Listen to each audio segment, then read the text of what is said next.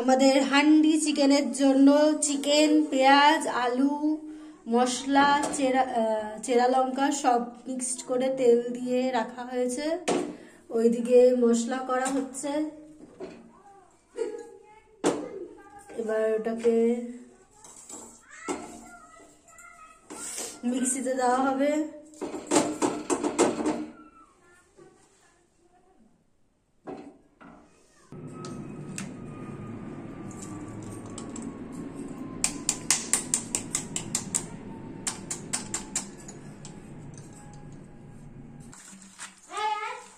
এখন সব মিক্সড করা হচ্ছে। ওইদিকে আমার মা চেল্লাচ্ছে। এই যে কি দুষ্টুমি হচ্ছে।